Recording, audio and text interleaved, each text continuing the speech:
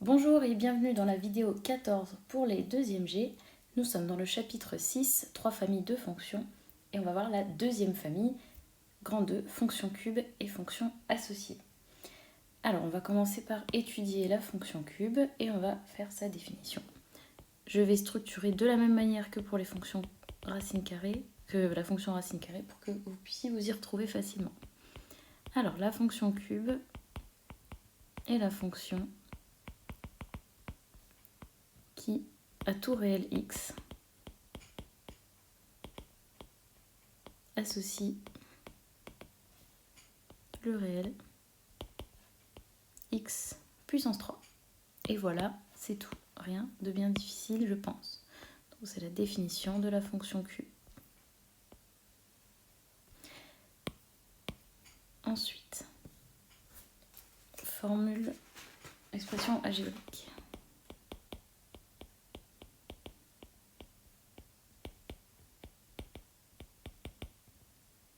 Eh bien, on a f de x égale x puissance 3.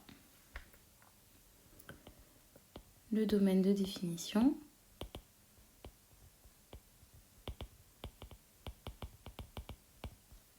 on a domaine de f qui est égal à grand R. On peut toujours calculer x puissance 3. Il n'y a pas de condition d'existence. Donc le domaine est R. Ensuite, on va étudier la parité. Je vous invite à regarder dans votre théorie pour vous rappeler comment on fait. Je ne peux pas réexpliquer ça. Alors, il y a deux conditions. D'abord, il faut étudier son domaine et regarder s'il est centré en 0. Donc, on a R. Vous vous rappelez au fait que df, c'est pareil que dom_f. On peut noter des deux manières. Donc, le domaine de f, ici, il est bien centré en 0, puisque c'est R. Donc, c'est bon. Et ensuite, pour tout x appartenant à ce domaine, on doit calculer f de moins x pour étudier la parité. Donc je vais avoir moins x, tout ça à la puissance 3. Et ça, c'est la même chose que moins x puissance 3. Donc c'est moins f de x. Et ça, par définition, cela signifie que f est impair.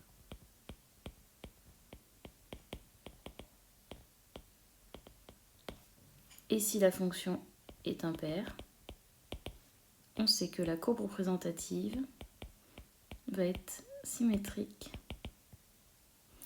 par rapport à l'origine du repère. Voilà pour la parité. Tableau de variation.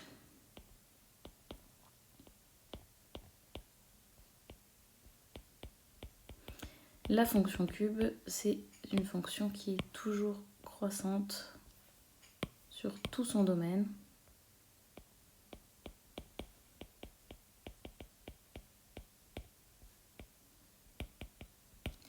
On y va avec le tableau de variation. Donc, première ligne, je mets les x, le domaine de définition.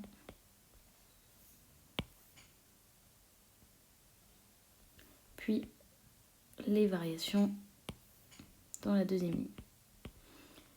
Alors, je vais juste noter qu'elle passe par l'origine.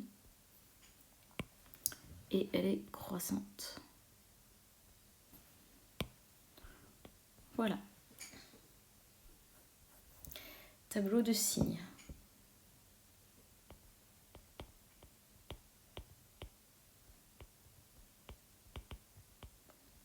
Alors celui-là, vous pourrez peut-être le déduire du tableau de variation précédent.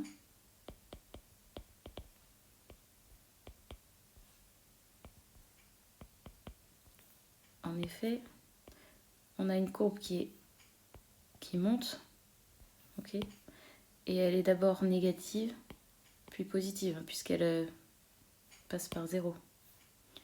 Donc ici, en fait, on va avoir moins, plus.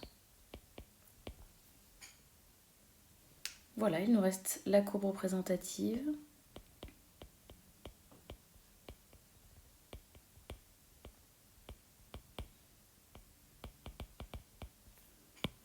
On va faire un tableau de valeurs. mais on va faire que dans les valeurs positives, puisque comme elle est impaire, la fonction, je vais pouvoir tracer l'autre partie par symétrie.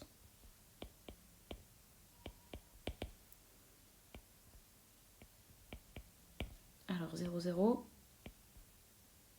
1, 1. Vous savez encore comment faire un tableau de valeurs, hein, soit avec la tête, soit avec la calculatrice. Donc là, je prends 0 pour x, alors pour y ou f de x, c'est x puissance 3, donc 0 puissance 3, ça fait 0. Pour 1 puissance 3, ça fait 1. Pour 2 puissance 3, ça fait 8. Et là, je vois bien que je vais pas m'amuser à faire pour 3, parce que ça va faire 27 et que ça va être nul à placer sur un dessin. Donc je vais par exemple prendre des valeurs intermédiaires. Prenons 1,5 par exemple.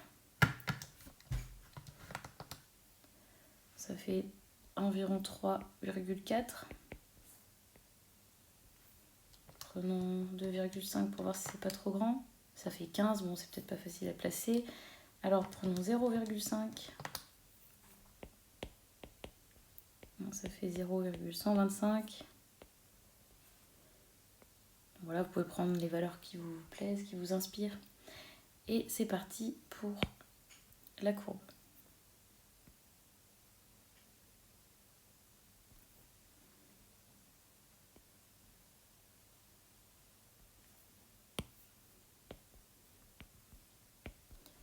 Rappelez-vous bien qu'un graphique sans les unités n'a absolument aucun sens.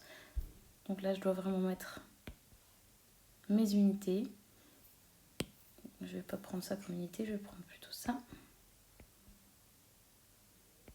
Vous pouvez prendre ce que vous voulez en fonction de votre feuille. Et je vais placer les points. Alors, 0, 0, 1, 1, 2, 8. 8. Vous voyez que celle-ci, elle va monter très très vite.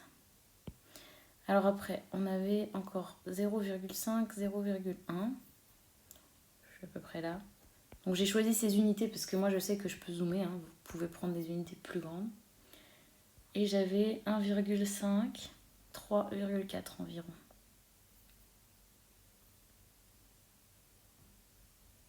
Voilà. Alors je vais essayer de tracer.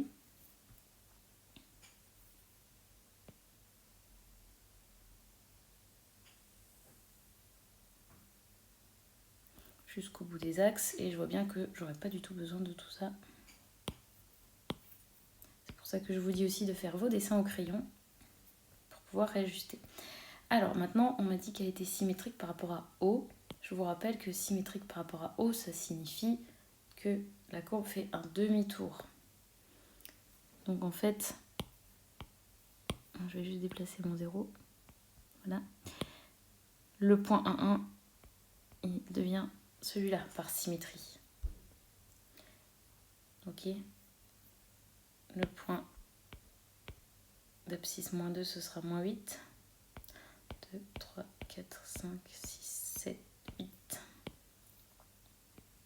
Ici.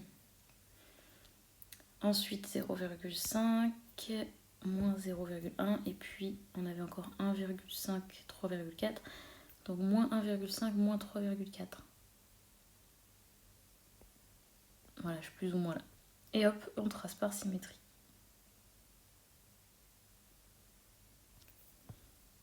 Et voici la fonction cube.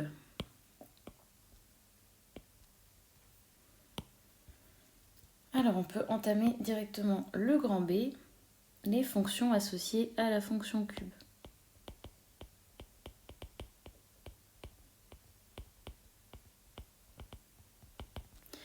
Eh bien, il n'y a aucune nouveauté. Pour le moment, on va garder les 4 propriétés du grand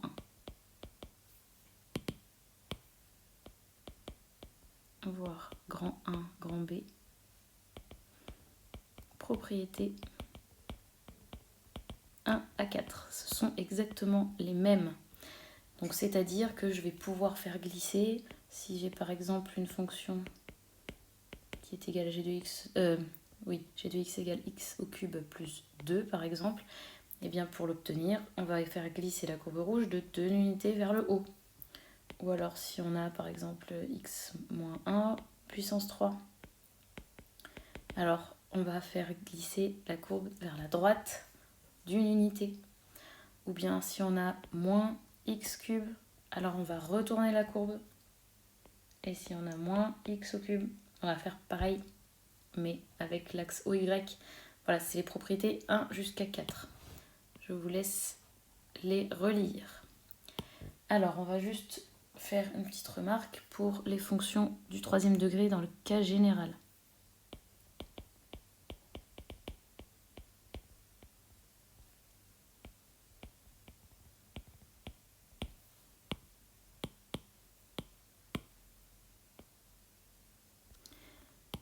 Alors, pour cela, on va regarder dans le livre, page 85. Alors, quelles sont les caractéristiques du graphique d'une fonction du 3e degré? Une fonction du 3e degré est de la forme f de x égale ax au cube plus bx carré plus cx plus d, avec a qui n'est pas nul. Et b, c et d sont des nombres réels quelconques.